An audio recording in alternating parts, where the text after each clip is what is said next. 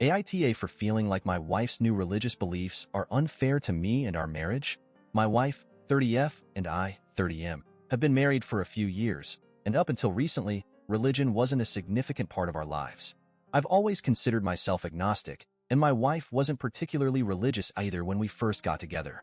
However, about 6 months ago, my wife started getting more involved in Catholicism, and it's been causing increasing tension in our relationship. The main issues revolve around sex and contraception. Because we're not married in the church, she now believes that we shouldn't be having sex, even though we're legally married. She also wants to stop using contraception, which makes me really uncomfortable because it feels like it's forcing me into a position where having children becomes almost inevitable, a path I'm not ready or willing to take. I've been struggling with how drastically these changes are affecting our relationship. It feels like religion is suddenly dictating aspects of our marriage that we used to navigate together, and that's really hard for me to accept. I didn't sign up for a life where religious rules would determine such personal aspects of our relationship, and I'm finding it increasingly difficult to reconcile these changes with my own beliefs and values. I care about my wife deeply, but I feel like the dynamic of our relationship has shifted in a way that's unfair to me. I've tried to be supportive, but I can't help but feel that this isn't the life I envisioned for us when we got married. Now on to the next story. Story 2. AITA for cutting my brother out of my life for who he's marrying. Hey, so I'll try to be as detailed as possible and short, but I did fail high school English, so I'm Sean, 27M, and my brother is Devin, 28M. He is marrying Erin, 28F, and she is my high school bully. I say bully, but really tormentor is more accurate. My brother knows this. He went to school with me. He saw it all. I came out as gay my freshman year. I didn't announce it or anything, but I told my friend, and he told someone who told others. When Erin found out, her and her group of friends chose to fuck with me. The things included, innocently enough, pointing and laughing, walking up and saying gay jokes, asking boys to ask me out then laugh at me. To less innocent, like in my sophomore year, they left a razor blade in my locker with a note saying try again after I tried to off myself. Just shitty things until she left my junior year, so I had my senior year to myself, lol. Well, now he brought her over to 4th of July last month and introduced her as his fiancée. Didn't even know they were dating, neither did my parents. They know what she did, and they were surprised at first but decided she must have changed and told me to give her a chance. I was pissed off and distant the rest of the day. Didn't talk to him and just hung out with my cousins. The next day he called me and asked why I didn't talk to him at all yesterday, and I told him he's marrying a raging cunt who wanted me to slit my wrists in the bathroom. Why would I talk to him?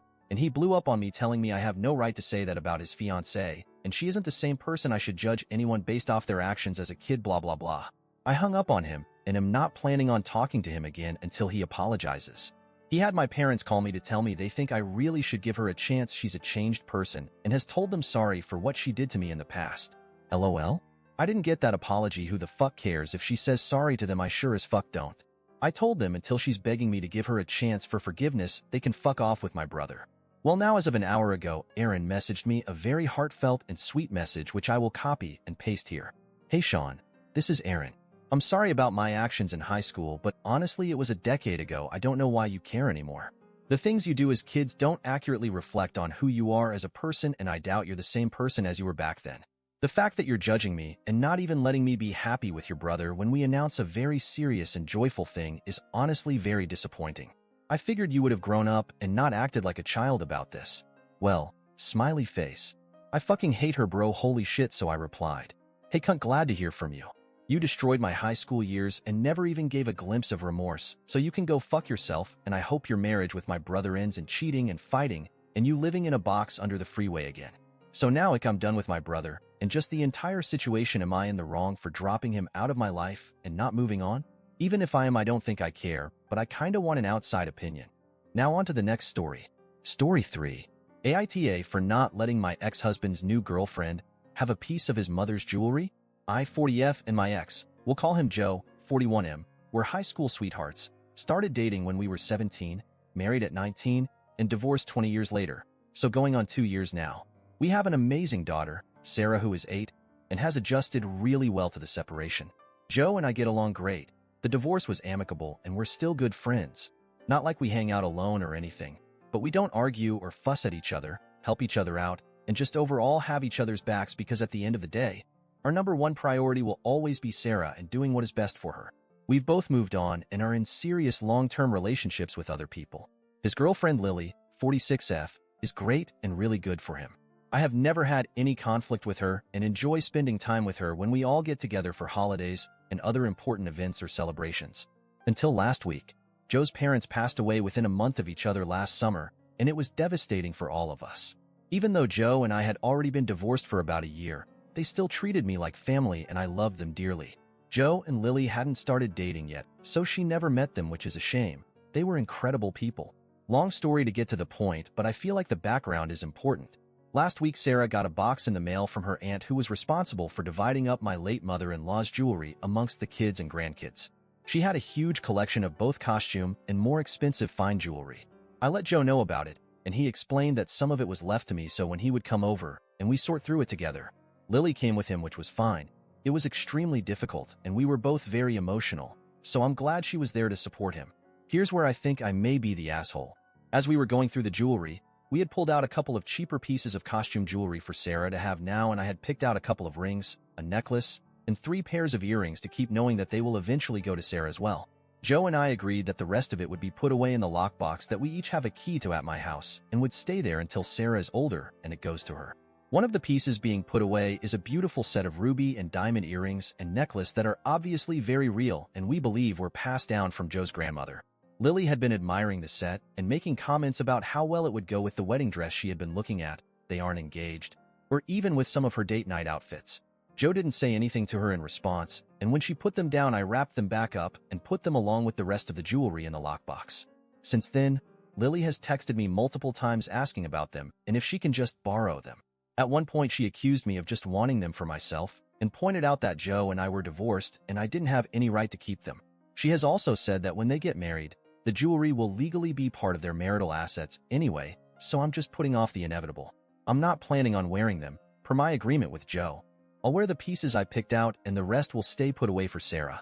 I have zero intention of taking any of it out unless it's necessary, and even then, I'll let Joe know what's going on with it. Joe's has been radio silent, and I haven't said anything because I don't want to cause any conflict that could have an impact on Sarah. So am I the asshole for not giving in and letting Lily have some of the jewelry meant for my daughter? TLDR. My ex-husband's girlfriend wants some of the expensive jewelry left to my daughter when his mom passed away, and I wouldn't let her have it and put it away for my daughter instead. Now on to the next story. Story 4. AITA for banning my mom from my wedding after her baby daddy's prank? I love my mom. I really do, but she makes dumb choices. I have a 5-year-old sister, Maddie, who my mom shares with her ex, Jake. Jake is seriously the biggest asshole. Even my mom knows it. He asked her to marry him 3 times, and they never made it to the altar. For some reason, my mom lets Jake in the house all the time. She says he is there to see Maddie, but like they don't get most people with shared custody take the kid to their other house. Recently, my fiancée, Bridget, asked my mom if she could host her bridal shower at our weekend house. My mom said yes, but she couldn't promise they wouldn't be there as Maddie likes to get out of the city every weekend. My mom and Maddie were there, which is fine, but it was Jake's weekend with Maddie, so he felt the need to come. Bridget was having a lovely bridal shower, despite Jake in and out of the kitchen in his boxers. My mom was outside riding with Maddie, and when she came in, she put both of their muddy boots on the floor in the stairwell as well as a muddy towel, as we have had a lot of rain.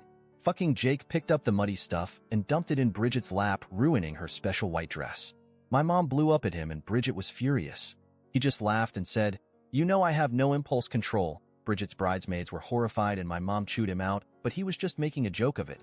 "You want to go upstairs and discipline me? You're sexy when you're angry." He later admitted he did it because my mom had told him that morning something Bridget said about her years ago that she was still mad about. Bridget demanded I do something, so I uninvited my mom from the wedding. My mom is very upset and doesn't understand why. I told her I was sorry, but she caused this by letting Jake in our lives, letting him in the house and gossiping with him. So I have to stand firm and protect Bridget. Maddie is still welcome if her nanny can take her.